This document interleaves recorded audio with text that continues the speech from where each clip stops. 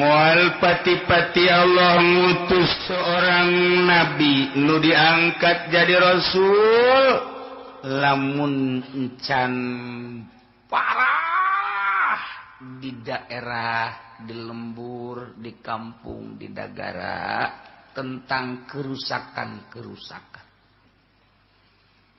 Baik anu ngarusak alam maupun nu ngarusak akhlak tatanan anu menuju kana akidah. Kitu bae sunnatullah ketika hancur moral bangsa Allah nurunkeun seorang hambana nu diangkat jadi rasul supaya ngaluruskeun ngalalempeng hamba-hamba Allah, makhluk-makhluk Allah.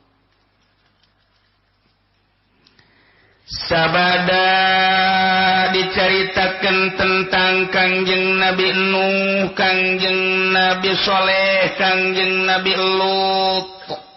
Diawali kamari Kangjeng Nabi Ibrahim alaihissalam sekelumit.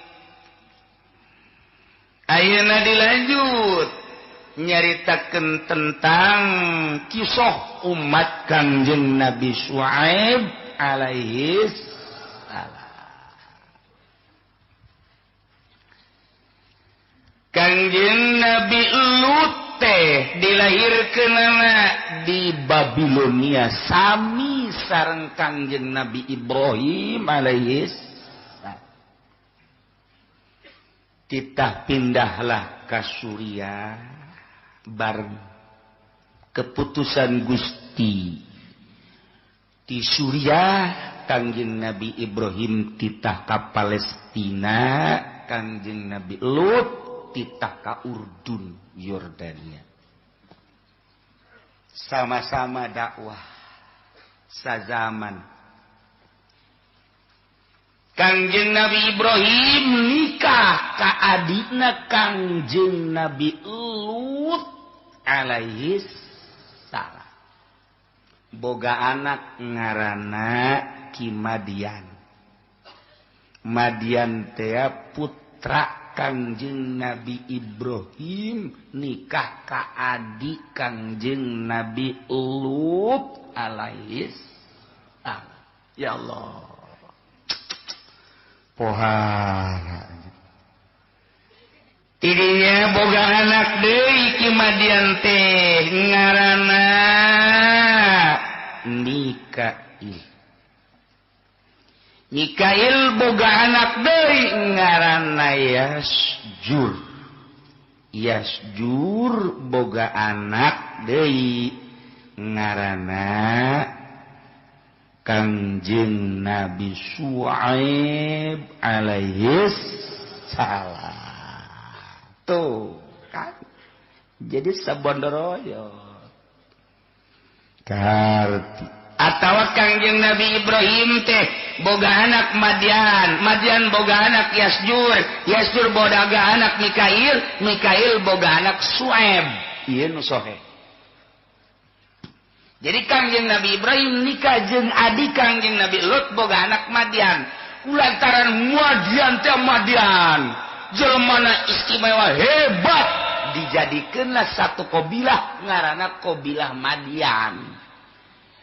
Berkelanjutan nagara dipake ngaran kabilah dipake ngaran satu negara. Di sebuah negara aya kota ngaranna kota Madian.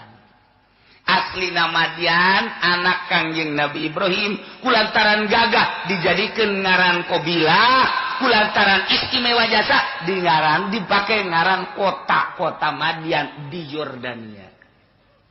Ya Allah. Kos urang ge kelantaran hebat di ngaranan jalan Imam Bonjol. Eta ku hebatna Imam Bonjol. Jalan Kiai Haji Wahid Hashim, Jalan Kiai Haji Asy'ari, eta kos kitu tak jelema-jelema hebat teh dipake jalan. Tangerang ge, Jalan Ki Khairun, Jalan Ki Samaun, eta jelema hebat. Ieu mah nagara kota Madian, Madian teh ngaran kabilah. eta teh ngaran seseorang Madian putra Kangjeng Nabi Ibrahim alaihis. Sabada Kangjeng Nabi Lut dakwah di Urdun kebenaran karesep umat Kangjeng Nabi Lut tekan ngadumling didakwahan ku Kangjeng Nabi Lut lain narurut endahan ngusir ka Kangjeng Nabi Lut kasimpulanana sakumaha dongeng kamari disiksa kaum Kangjeng Nabi Lut teh dibalikeun eta tanahna teh di luhur jadi dihandap jadi di luhur diangkat heula ka luhur ku diangkat ka langit datang ka malaikat ke ngadenge suara kotokong korongok na ku luhur-luhurna idinya dibalikeun ka handap gejebur datang ka kuari terus ka neraka jahanam. Kitulah siksa umat Kangjeng Nabi Lut alaihis. Saeutik sesana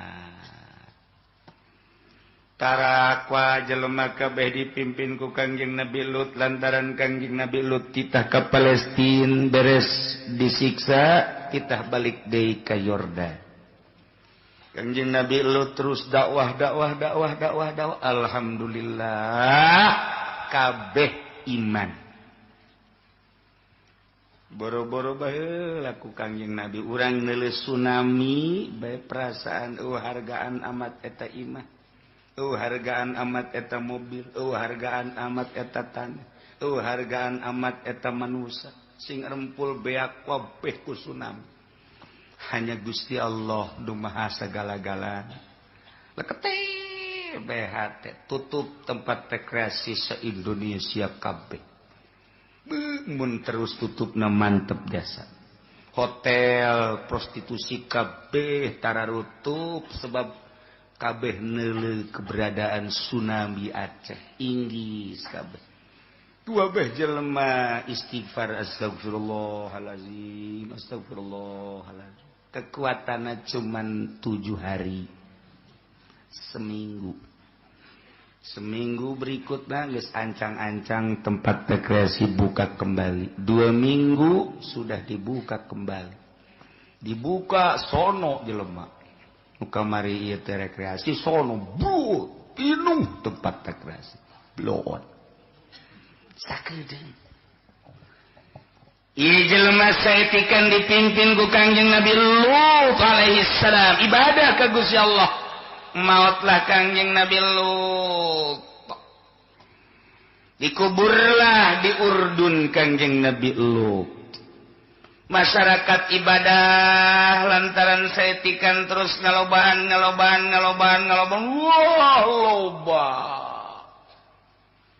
Mulai jelema teh 10-20 tahun teh nyieun deui pangeran tina batu.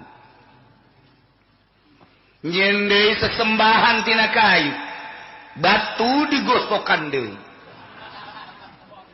Datang ka poho ti isuk datang ka sore ti sore datang ka isuk deui ngagosokan batu.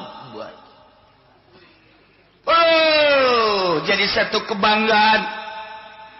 Tamu luar negeri dibere bingkisan batu, ti ditu ge ka dieu batu, ye nandakeun hate manusia kos batu kabeh.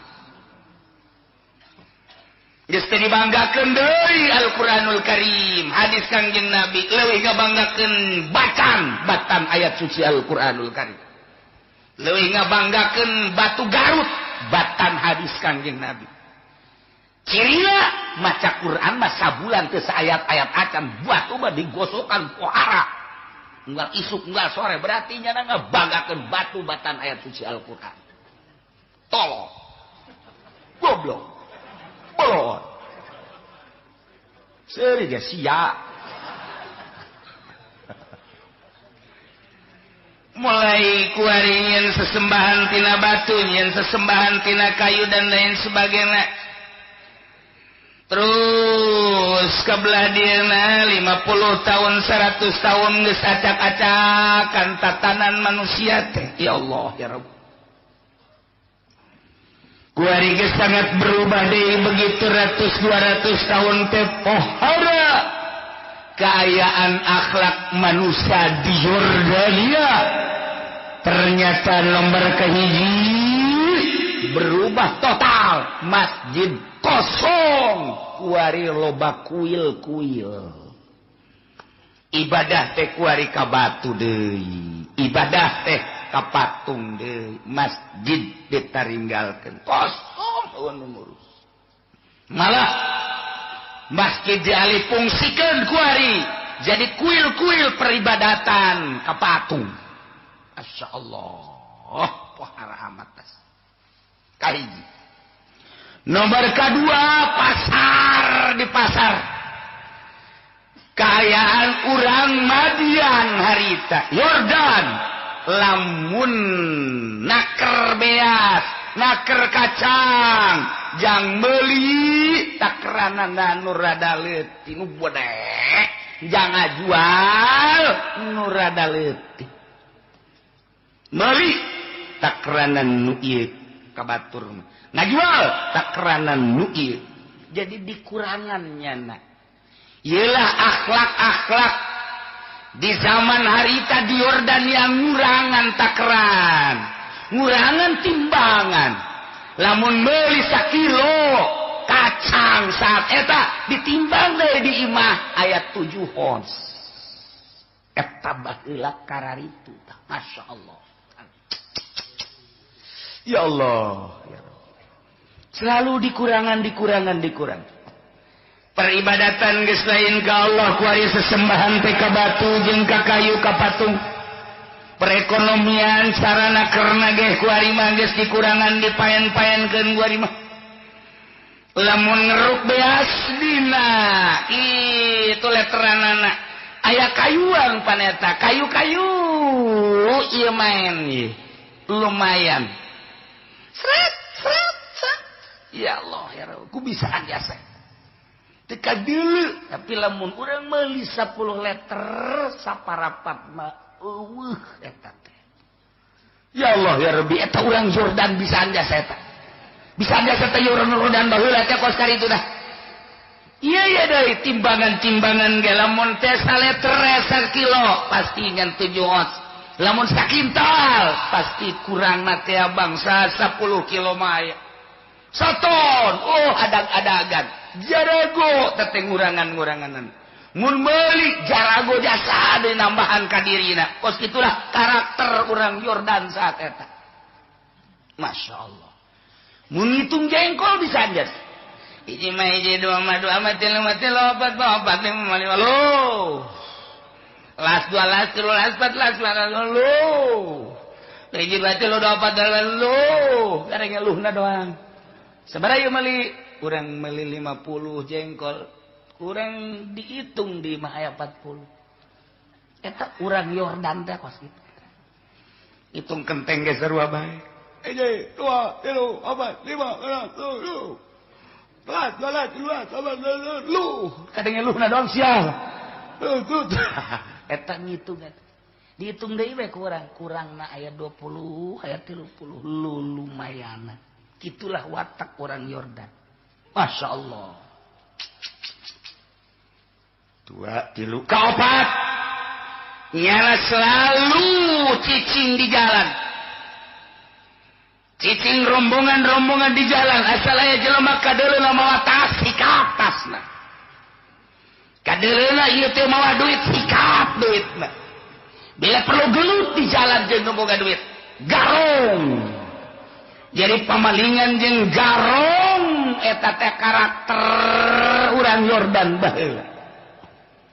Ngina-ngina nyana naik keledai awewe tasna dihareup, ternyata nyana nyumput liwat kan ya cepot tasna dicokot. Ya Allah ya Rabbi. Marah si awewena disengserikeun cekel awewena porosotkeun calanana kececas. Masya Allah. Karakter urang Yordan baheula kos kitu. Ingseunan nyana teh ka masyarakat anu neuk dagang rapi. Ku carana nya manehanana bi ardi siabi boy. baju-bajuna dicokot, kemudian atuh aya nama daganganna dicokot, bahkan aturan pemerintahanna biakhdil muksi minhum, nyana meres pedagang masyarakat dengan cara menerapkan cukai pajak terhadap masyarakat. Tanah make pajak, perusahaan make pajak, dek nyieun perumahan pajak, geus puguh pajak tanah, pajak perumahan, pajak pembelian, buah ku pajak kabeh. Dieun pabrik itu keneh pajak tanah, pajak bangunan, pajak izin, pajak perusahaan. Kitu keneh perdagangan ke luar negeri.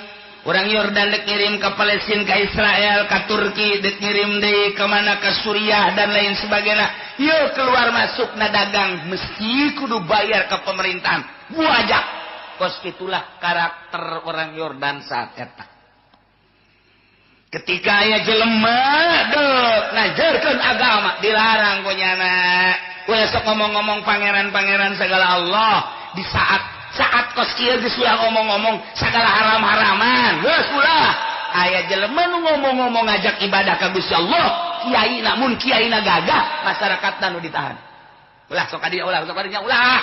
Jangan deui si kiai saja nu sok sagala ngaharam-haramkeun sagala pajak, sagala ngaharam-haramkeun kredit. Ieu sudah didenge kiai mah geus loba keneh kiai tadi tutup. Ditahan ku jana, dilarang ku jana. Itu karakter orang Yordan. Masya Allah. Ngeharapkeun nyana jalan-jalan lurus jadi bengkok. Lah, ulah sok kaju kos kala itu, geus urang mah kuari mah zaman modern cek nyana teh.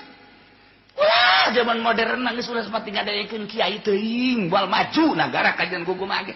Urusan bunga abang eta kan jangan maju ke negara. Urusan kredit jangan maju ke negara, urang kan boga duit setik yang boga motor kan aya kredit kan ngeunaheun. Geus ulah didengikeun kiai-kiai nu ngaharamkeun kredit, kiai nu ngaharamkeun pajak mah komo tah mah. Mendingan ge laporkeun ka pemerintah. Sel habak kiai kos kitu ieu. Kos itulah karakter urang Yordan baheula. Masya Allah. Asal aya jelema nu ngomong-ngomong Allah, ngomong-ngomong agama langsung diawasi ku pemerintah. Keterlaluan, lewat, jebrus ke penjara. Kalut kayaan akhlak ese nyaritakeun tentang jujur jeung adil lantaran kabehan geus seragam geus teu ibadah ka Gusti Allah. Kabeneran perekonomian kahayangnyana nu penting mah maju cak nyana, mahmur cak nyana teu make aturan Gusti Allah. Timbangan dikurangan, takaran dikurangan, hitungan dikurangan. Nyana selalu cicing di jalan jadi garong. Pemerintahan netepkeun kana perpajakan meres terhadap rakyat. Ngomong nama deuk mamurkeun bangsa jeung rakyat, tapi ternyata horenganan nyana nekan muksi perpajakan percukaian meres wabeh. Pedagang meres ka rakyat, pemerintah meres ka seluruh pedagang jeung rakyatna. Walut kabeh aya nu ngomong agama teu dimenangkeun, bahkan dibunuh, dijanjikeun dibunuh. Nu daratan ka kiai-kiai saat eta ka ulama-ulama ditahan, aya nu dibunuh segala rupa. Kalut. Waluh, luar biasa kalutna. Geus kos kitu bae kaayaanna mengeluhlah masyarakat kabeh. Jadi omongan di masyarakat orang lamun meuli saleter ternyata kurang, orang meuli 10 liter ternyata kurang, nu letik makin katincak. Pedagang ge ngararomong bae urang deuk kumaha menyatna lantaran urang dipacok di sisi gigir. Ibimiti penjualan tanah jual belina urang kena pajak, kemudian bangunan kena pajak, produksi kena pajak deui. Teureun-eureun urang teh pajak jeung pajak bae. Kabelah dieuna terus ditetepkeun pajak teh, imah jadi dipajak, kemudian pagar dipajak, kemudian atuh ayeuna mah alat-alat rumah tangga wabah kena pajak, masyarakat ngajerit kabeh. Neuk kumaha kuduna ieu? Dikenakeun pajak bae. Kicep kena pajak. Jadi aya nu geus teu kicep-kicep. Sebab asal kicep kena pajak. Ya Allah ya Rabbi sulit kemana muntayang lantaran ieu teh satu aturan negara. Kos kitulah di negara Yordan tetepna di Madian. Madian jeung Aikah teh eta keneh. Mun caritakeun Madian lantaran Madian teh putra Kangjeng Nabi Ibrahim jadi qabilah Madian nu kuari terus dijadikeun sebuah negara kota Madian gitu. Aikah teh lantaran subur makmur di dinya loba tatangkalan dan lain sebagainya. Kulantaran loba tatangkalan bubuahan hasil bumi pohara jasa disebut ashabul aikah. Kemudian manehanana ingkar ka Gusti Allah. Nu jelas permaksiatan, kerusakan pohara jasa di negara Madian. Kalut kabeh. Eueuh ketentraman. Ndek usaha lantaran udag-udagan jeung pajak henteu usaha butuh ketika meuli saleter dikurangan nimbang saleter nimbang sakilo dikurangan masyarakat geus kalut gak luar biasa ibadah geus lain ka Allah wah pohara jas pembunuhan terjadi di mana-mana suara maling kadenge kurang di ditu maling di dieu maling di ditu garong di dieu garong korenganan bobe berkarakter pamalingan ka pamerintahan boga karakter garong kos gitulah kekalutan saat eta Masya Allah maka tewejang muntayang masyarakat TKB ieu kena birokrasi pemerintah model kos kitu kaayaan akhlak manusia model kos kada itu rusak wahara tidinya geus kadeuleuk karusakan bangsa di negara Madian eueuh hiji-hiji acan jelema lantaran ketika aya dibunuh ketika aya disel ketika aya dicurigai lamun gagah diarantepkeun masyarakat anu ditahan ku masyarakat ulah nuturkeun ulah sia mun sia kaditu sia dibunuh acak-acakan ya Allah ya Rabb Maha kawasa Allah tengah-tengah kekalutan bangsa moral anu bejat maka Gusti Allah nurunkeun rasulna ngaranna Kangjeng Nabi Syuaib alaihi wa ila madyan akhahum Syuaiba wallahalam bimaradu arsalna kaulan wa agung utus ila Madian kaki Madian atau qabilah Madian nu kuari jadi kota Madian akhahum numantak ngabahasakeun dulur Madian lantaran Kangjeng Nabi Ibrahim nikah ka kadina Kangjeng Nabi Lut boga anak ngaranna Madian kuari di Madian teh boga anak ngaranna Yasjur boga anak Mikail boga anak Syuaib berarti ki Syuaib eta dulur kaki Madian numantak dina ayatna wa ila madyana akhahum Syuaiba diutus ku kaula cek Gusti Allah seorang rasul kaula ngaranna Syuaib eta teh dulur Madian kumaha diutusna begitu Kangjeng Nabi Syuaib di negeri Madian Yordania bedana kamari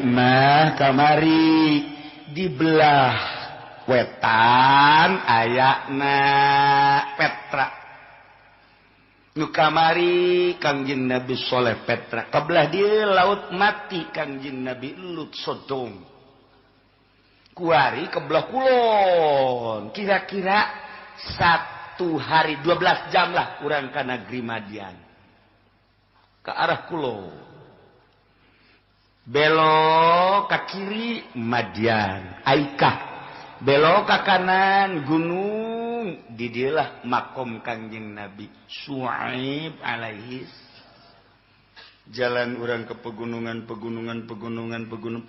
eta teh guha-guha urut tapak Kangjeng Nabi Syuaib alaihi salam didinya ngaranna Bada eta teh kampung Bada atawa Ma'an aya gunung aya barolong gunung-gunungna malah belah ditu nama dimodif seperti imah aya liangan tapaklah Kangjeng Nabi Syuaib di gunung eta ngaranna Gunung Bada mun ti ditu urang neuleuh di mana ti kitu Tursina terus ka Palestina tah pegat ti dinya Yordan aya deui gunung Badar eta teh langsung ka dinya naik aya masjid di dinya lah tungtung masjid makom Kangjeng Nabi Syuaib alaihi salam kabayang ku urang ya Allah ya Rabbi makom Kangjeng Nabi Syuaib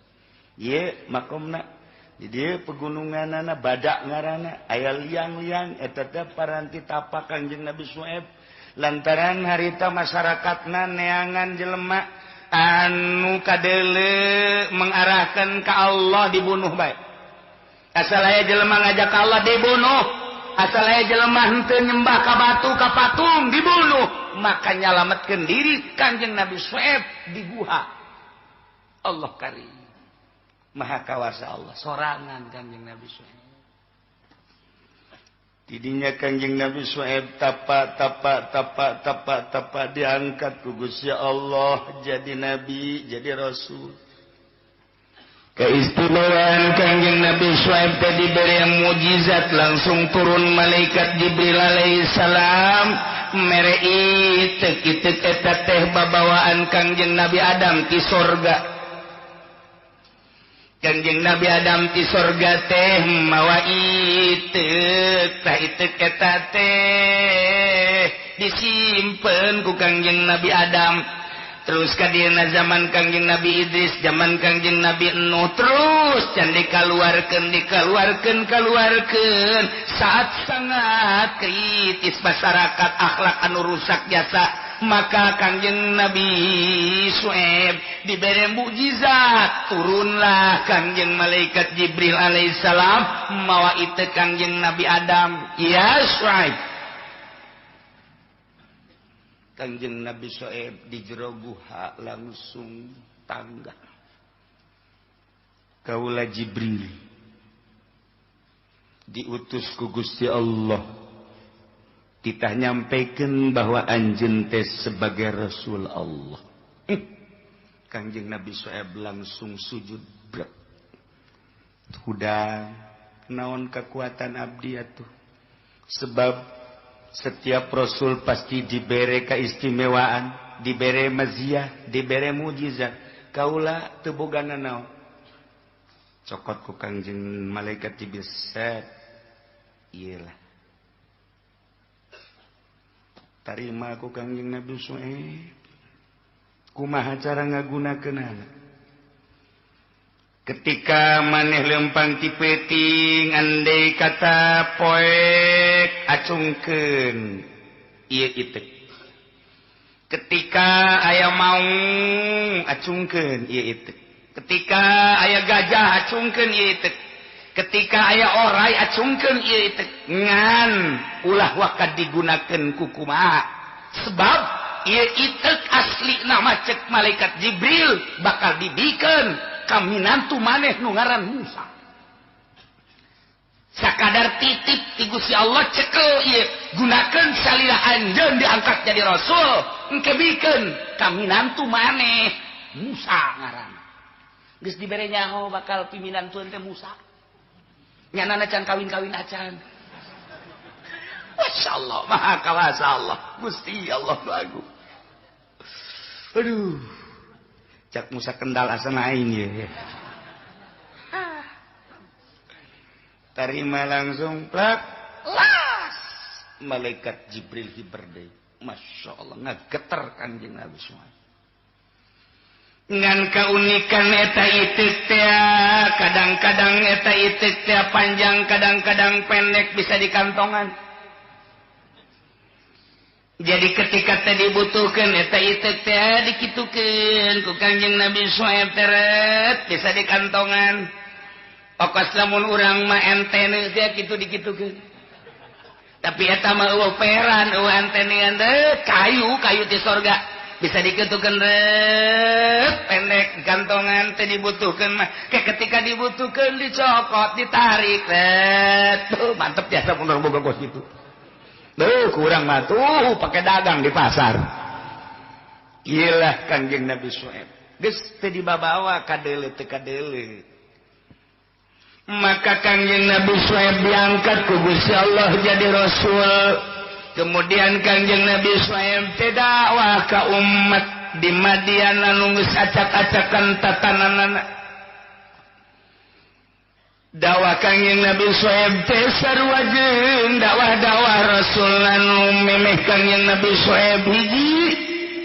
Cek Kangjeng Nabi Syuaib ya qaumi ubudullaha ma lakum min ilahin ghairuh.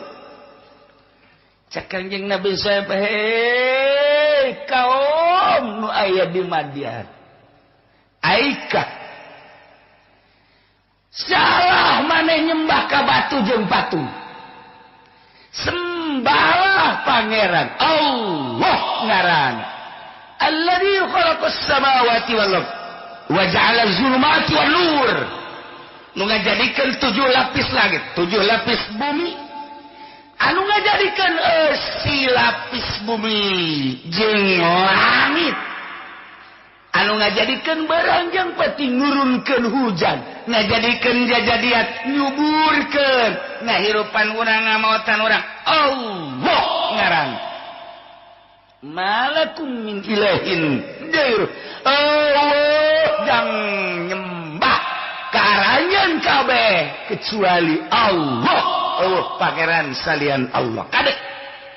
Wah, Kangjeng Nabi Syuaib teh dakwah lain lalaga.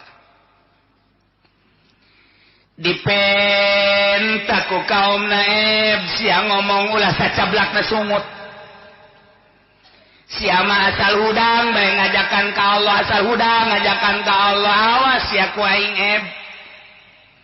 Olah sok sangeunah-ngeunahna kami geus boga pangeran khusus. Tuh kuil. Tuh tempat peribadahan kami. Hayang nu gede pangeran teh tuh patung tuh ku aing di 12 meter. Hayang nu rada leutik tuh 10 meter. Hayang anu pendek 5 meter aya. Hayang anu leutik 1 meter aya. Hayang nu dibawa patung aya da kurang kumaha deui pangeran lengkap. Timimiti nu badai jangkung gede nu sedang datang anu leutik dibawa aya. Nya kuari urang neangan pangeran nu teu kadeuleu. Sia mah cicing bandingan milu ke kami tetep bae Kangjeng Nabi Syuaib teh dakwah wabudullaha ma lakum min ilahin ghairuh. Sorangan Kangjeng Nabi Syuaib nu ngabatur ya Allah ya Rabb sorangan jelema kabeh kafir kumaha tuh. Hei ulah salah ibadah di pasar Kangjeng Nabi Syuaib dakwah ije pangeran teh Allah. Nomor kedua sing hade dagang ulah sok dikurangan eta takran. Nomor 3 timbangan ulah sok dikurangan. Nomor 4 ulah sok cara ricing di jalan jadi garong, jadi penjahat pamalingan. Nomor 4 kade pemerintah ulah netepkeun muksi biaya cukai jeung sajabah-sajabana wah haram. Yo urang ibadah ka Gusti Allah. Padengekeun ku masyarakat kabeh, kadenge ku pemerintah, mulai pemerintah ngayakeun penyelidikan siapa si Syuaib. Waduh. Dari mana sih itu si Syuaib? Punya kegiatan apa sih sehari-harinya? Kalau memang dia orang kuat, coba usir Syuaib, jangan ada di negara kita. Usir, coba keluar, bukan ini. Kurang harga ngadeng si Syuaib. Coba. Selidik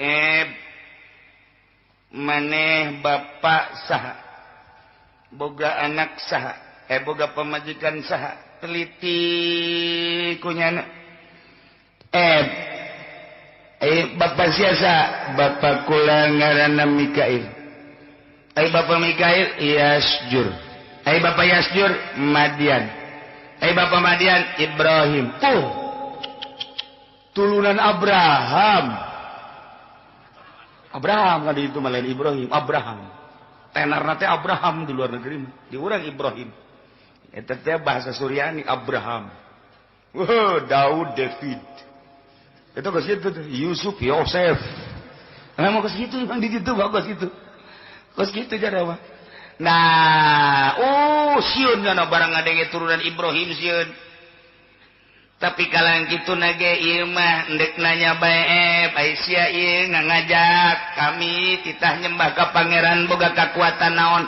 Jati baheula ge Kangjeng Nabi Ibrahim, Kangjeng Nabi Lut, Kangjeng Nabi Saleh pada ngabogaan mujizat. Aya mujizat maneh naon?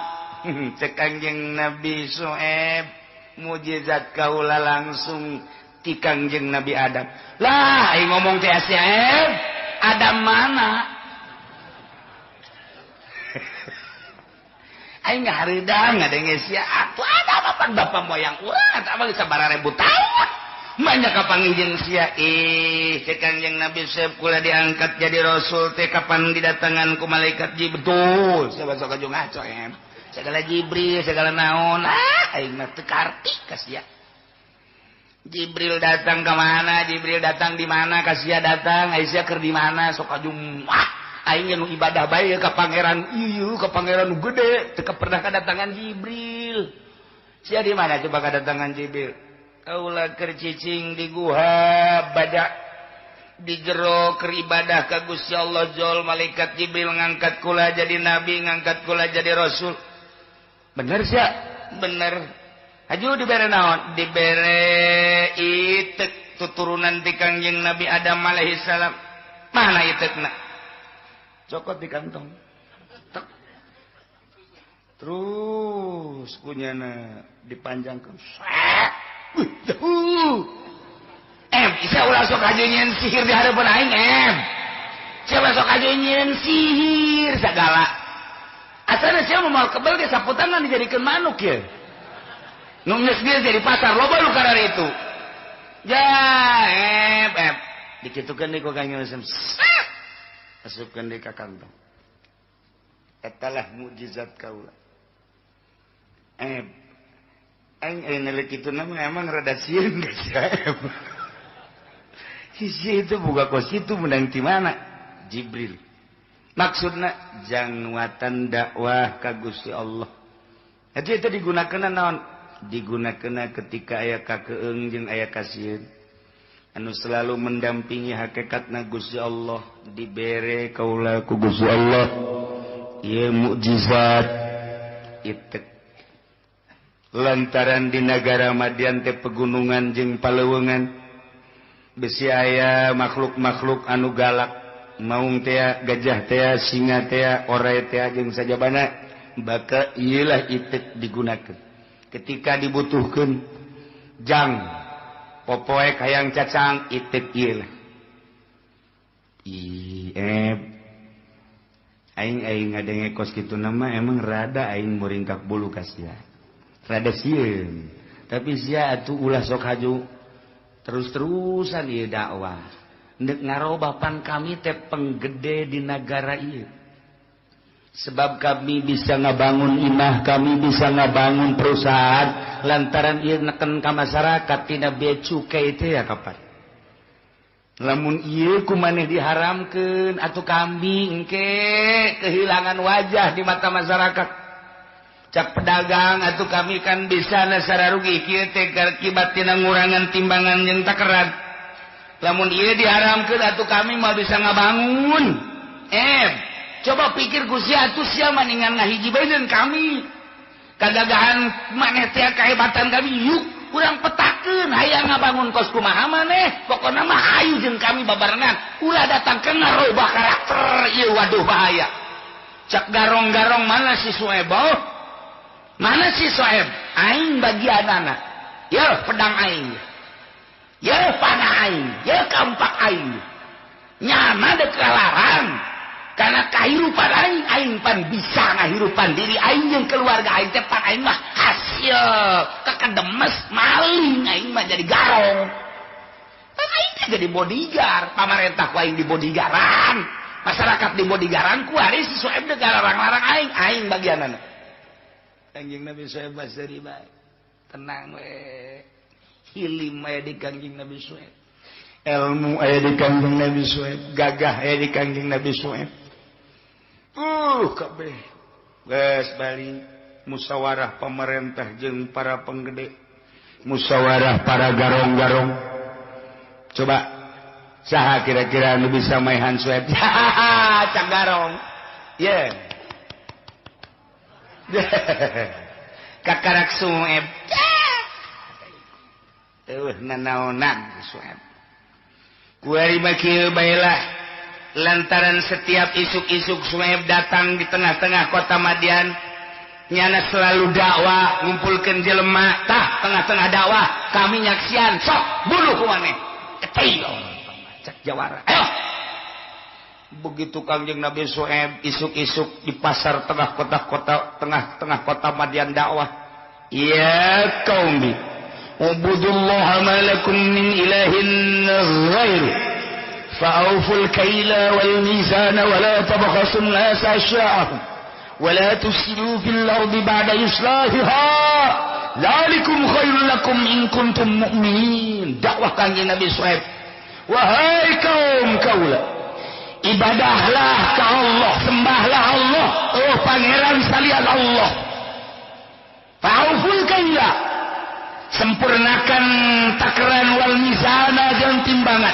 Wala tabkhasun nas asya'ahum, ulah sok karugikeun masyarakat, mengurangkeun timbangan jeung takaran. Wala tusidu fil ardi ba'da islahiha, ulah sok rusak di muka bumi ieu. Sabada ieu dibeberes bumi ku Kangjeng Nabi Lut, beres geus. Kuari tatanan rusak deui. Kade cek Kangjeng Nabi Lut, cek Kangjeng Nabi Syuaib.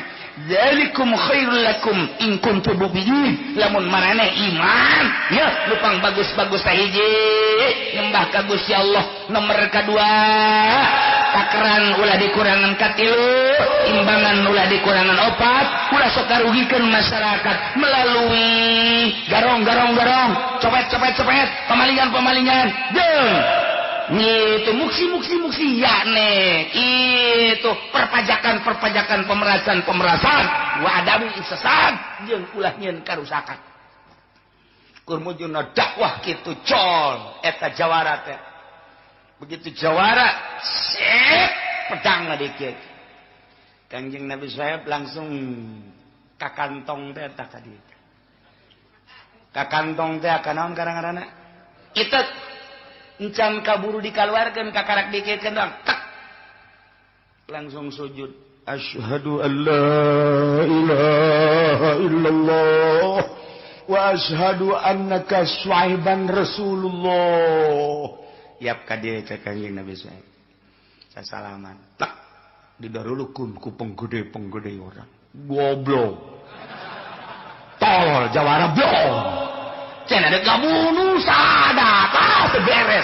Gas kuari mah ulah jarita Syuaib eta bae jawara urang bunuh kuari mah. Bunuh nyana balik ka dieu geus ulah disesakeun. Bener bae begitu balik nyana ditanya. Wah maneh ngabunuh Syuaib. Be lain lawanin cek nya. Emang kunaon? Kukulakan dek bas eta ieuna naonna karangaranna beheungna ternyata lain lawan kadeuleu kagagahan Syuaib, kadeuleu kaistimewaan Syuaib, lain sambarangan orang Syuaib mah moal aya lawan da malah cak abehan teh dasar sia mah peser kakarak sakitu bae ge coba ku sia lawan Syuaib. Eta aing ge teu kaharti barang leungeunna dikadiekeun ku aing ngajungal ketay aing. Atuh geus lah mendingan ge iman kanyana geus lah. Eueuh tanding halah. Dicekel beta jawara jager paehan.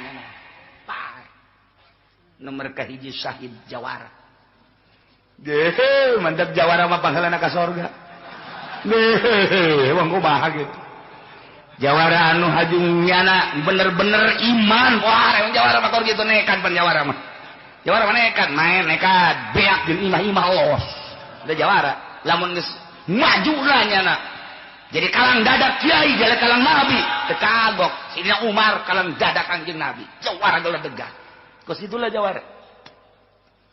Cek pemimpin Madian coba sade geus siap. Jawara kabeh julag-julag. Sia heula. Atuh sia kunaon eta ka aing coba sia ka aing panderi atuh sia heula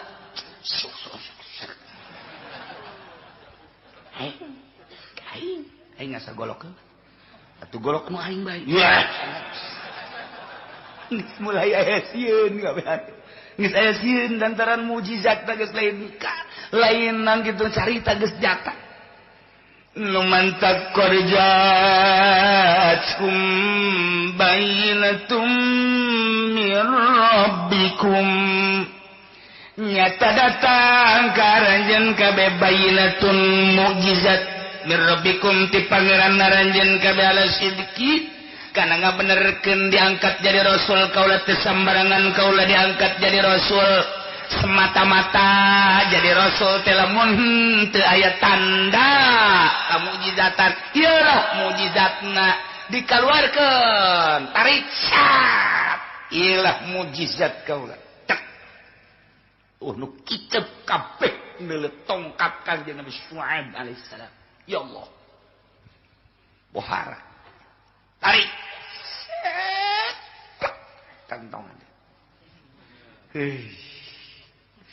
eta geus pohara jasa urang haju tapa di handapeun tangkal caringin hayang boga gos kitu lain menang tongkat endahan dilegleg juri ilah qad ja'atkum bayyinatum mir rabbikum terus kanjeng Nabi Syuaib bawah tanpa pamrih fa'auful kaila wal mizan sempurnakan takran wal mizan timbangan wala tabkhasun nas asya'ahum ulah sok ngurangan ka masyarakat ngarugikeun ka masyarakat coba urang kebersamaan nu kaya jeung nu miskin nu kuat jeung nu lemah nu gagah jeung nu dhaif pemerintah jeung rakyat yuk urang babarna tegakeun kejujuran jeung keadilan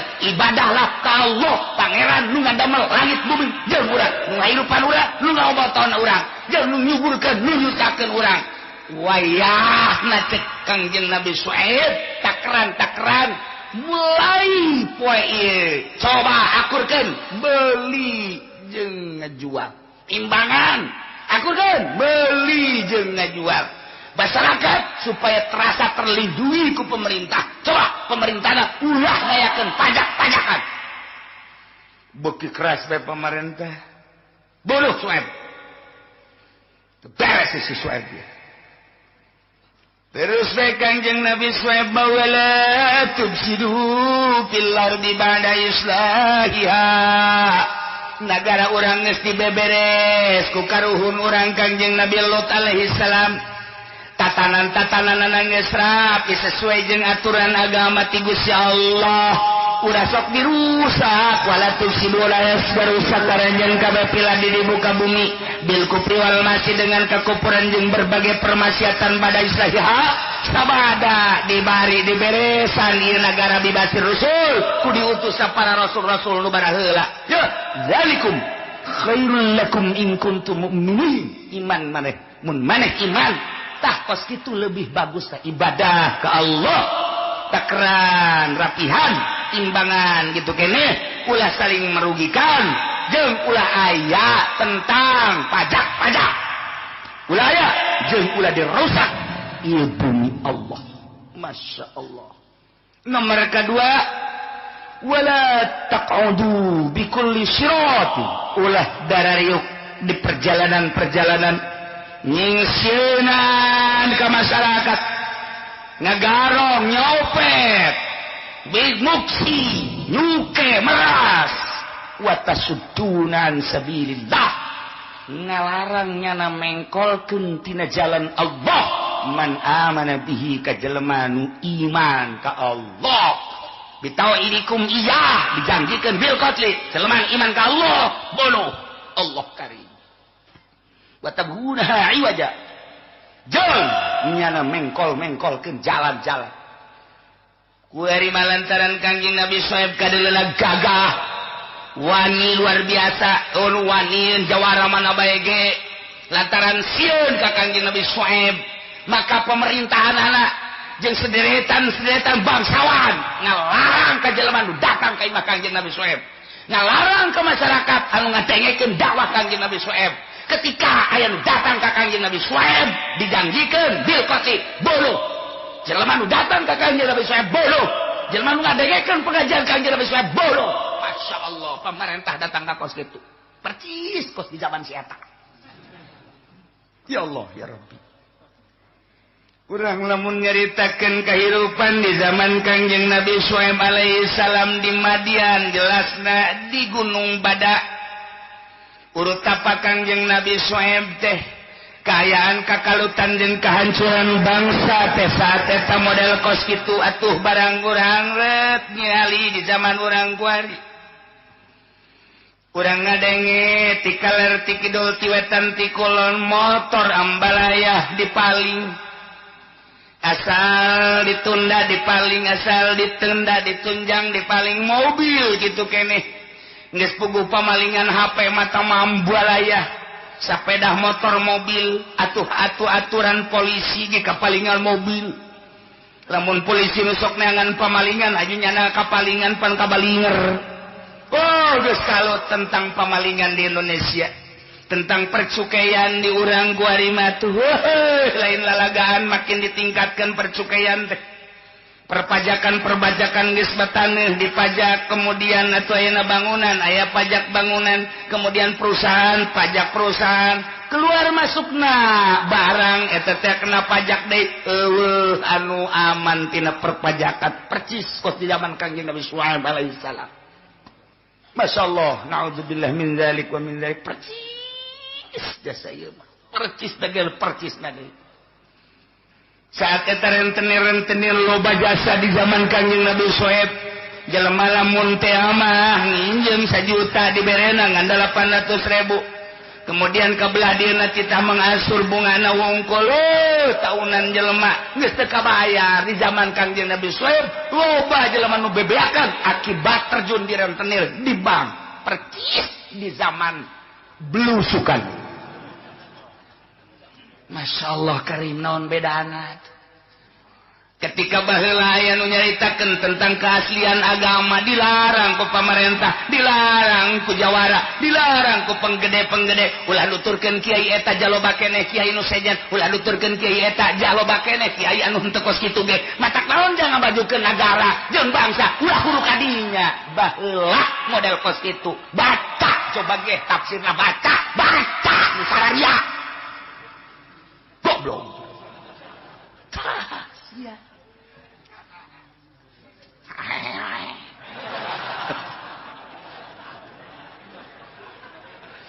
Gusti Allah ku akur jasa ya Allah tukhawifunan nas bi akhri siyabihim, nyingsieunan manusia ku nyopet pakaianana, bajuna, tasna, HP-na, motorna, mobilna.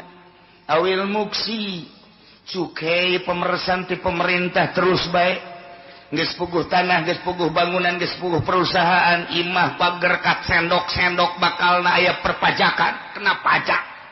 Engke ka diri urang ge kena pajak, ngobrol jeung pamajikan kena pajak.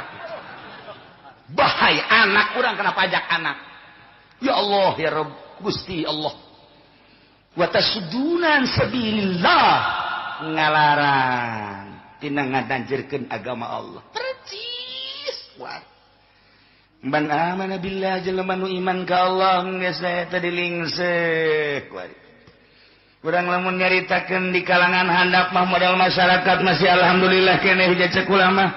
Tapi lamun urang geus katubuh pemerintahan geus naudzubillah min dzalik.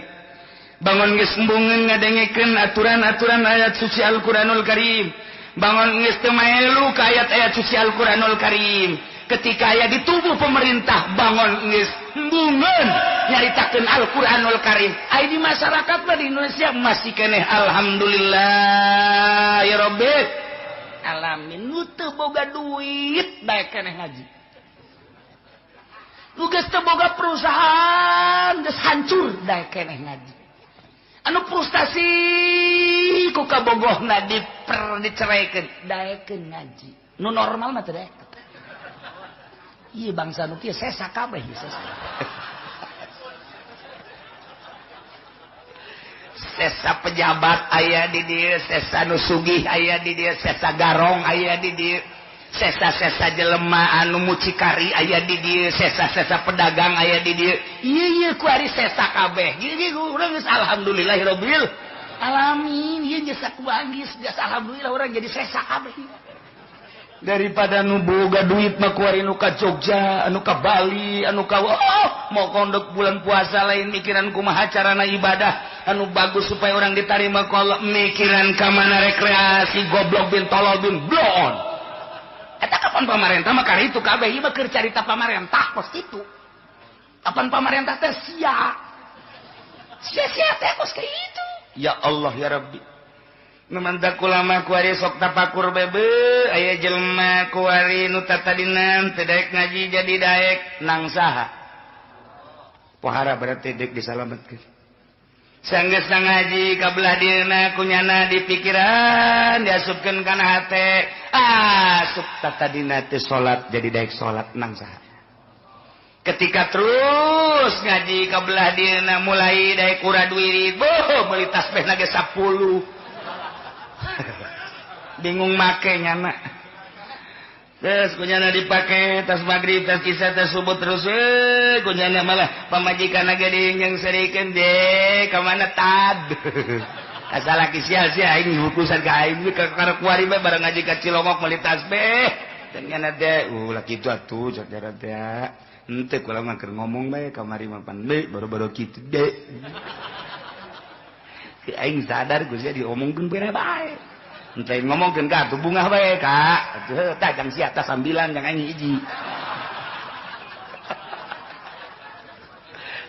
bas ini dah kabelah dieuna istiqomah ngaji poe Minggu bahkan nyana bebe jaka dulurna aing ku resep-resep na ngaji teh indah jasa geus ngageser hati aing resep tadi nama du dunia ku ari mah aya resep na resep kana dunia ngan saminggu sakali mah aing dek ngaji andai kata sararia ngabesan andai kata sararia boga kegiatan hampura aing mandek ngaji beke beres ngaji kakarak aing mandek ngabesa nang saha eta kos itu sanajan aya nu henteu kitu ge oba ngan aya nu kitu nang saha mantep jasa kan mantap ngaji ka dieu teh aya anu kakarak bobogohan jeung agama aya anu geus nyaho ngan masih kene undur aya anu ngomong kieu keneh aing mah ngaji bae tapi lamun sia ngabutuhkeun ka aing urusan dagang HP bae sih aing sanajan keur ngaji aing mah deuk kaluar aya keneh nu kitu sarua bae aya aing nyaho ka jelemana lah aing nyaho pokona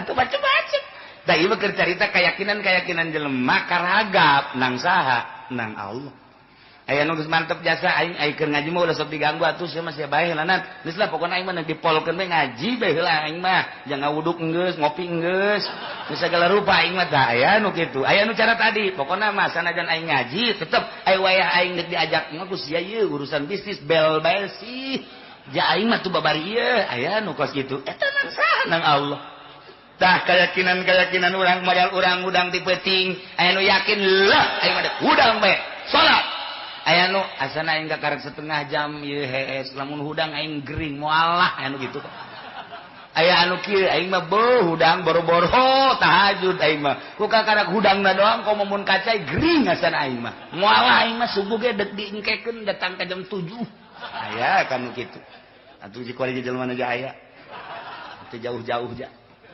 anu sok mae kunut kunut ka poe keur carita kahirupan apan ieu teh dikisahkeun ku Gusti Allah teh maksudna supaya urang ngarandapan ningali zaman baheula engke gerage eta Kangjeng Nabi Syuaib dakwah ngadakwahan umat anu model kos kitu ke kumaha ujung-ujungna eta teh apakah bakal disiksa apa henteu ketika disiksa atuh meureunanan kuari ge lamun diantepkeun nu ngadakwahan atawa dakwah teh didengekeun moal jauh ti umat Kangjeng Nabi Syuaib alaihi na'udzubillah min dzalik wa min